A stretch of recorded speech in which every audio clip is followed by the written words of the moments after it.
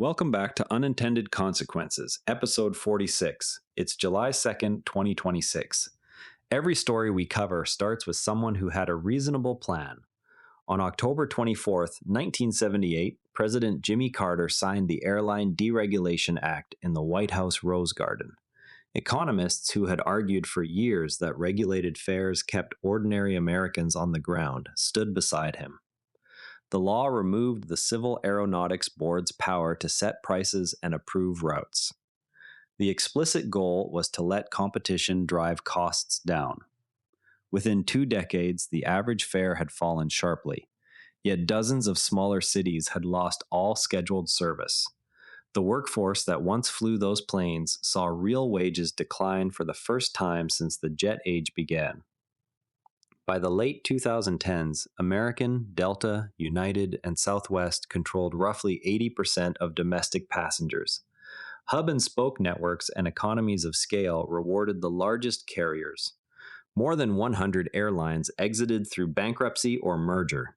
The same freedom that lowered fares on busy routes also rewarded carriers that could spread fixed costs across larger networks. Airlines quickly adopted the hub and spoke model, concentrating flights at a handful of major airports. This structure produced powerful economies of scale that favored the largest carriers. The result was lower fares on high-volume routes alongside thinner service and higher effective costs elsewhere.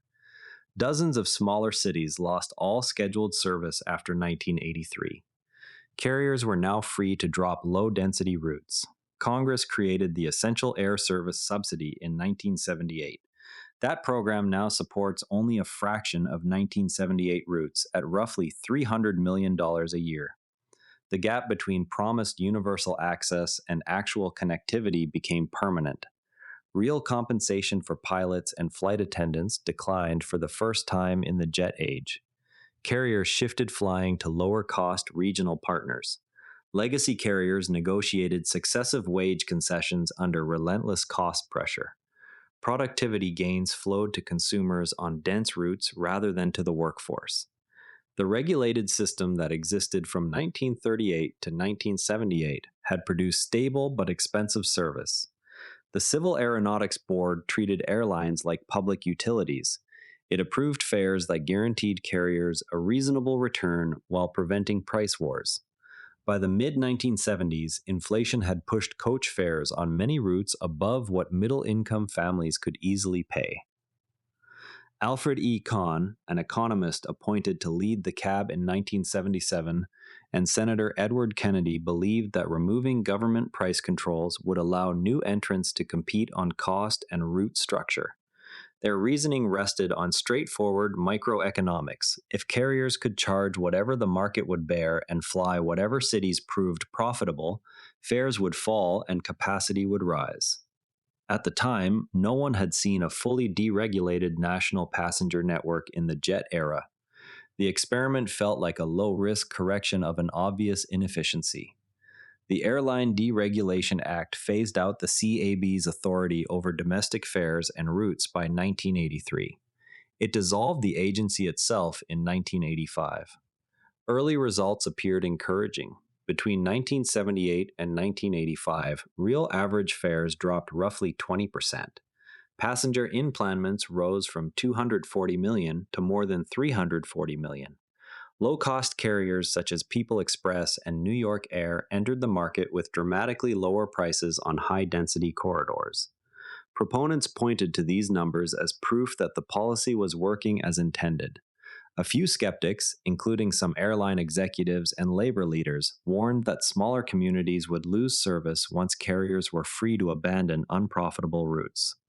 Those concerns received limited attention during the first years of expansion. Lawmakers responded with targeted interventions rather than re-regulation. The Essential Air Service Subsidy preserves service to about 60 small airports at an annual cost of roughly $300 million. Antitrust authorities blocked some proposed mergers in the 1980s and 1990s. They approved the largest combinations after 2008, including the United Continental and American U.S. Airways deals. No serious legislative effort has emerged to restore broad fare or route regulation. The current industry structure reflects 4 decades of adaptation to the incentives created in 1978. When policymakers remove constraints on pricing and entry, the resulting market tends to reward scale and network effects more quickly than regulators anticipate. Incentive structures that appear neutral on paper often amplify existing differences in cost structure and geographic position. Before changing the rules that govern an entire industry, it is useful to model not only the first round price effects, but also the second round consolidation that can follow once firms are free to choose which customers they will serve. The airline case continues to shape debates over whether similar deregulation in other network industries will produce comparable concentration. Consider current proposals to ease entry and pricing rules in broadband or freight rail. What second-round ownership patterns would you watch for once the largest players can select their customers without constraint? We'll leave it there for today. Thanks for thinking through this one with me. If you know someone who loves a good cautionary tale, send it their way, and I'll see you tomorrow with another.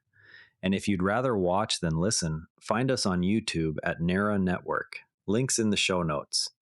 And before you go, this show is part of the NARA Network, a family of daily podcasts on tech, science, and markets, each one a short, sharp briefing you can finish on the commute. If today earned its place in your feed, here's your next listen. Modern investing techniques, modern strategies for Canadian and US investors. Find every show free at naranetwork.com.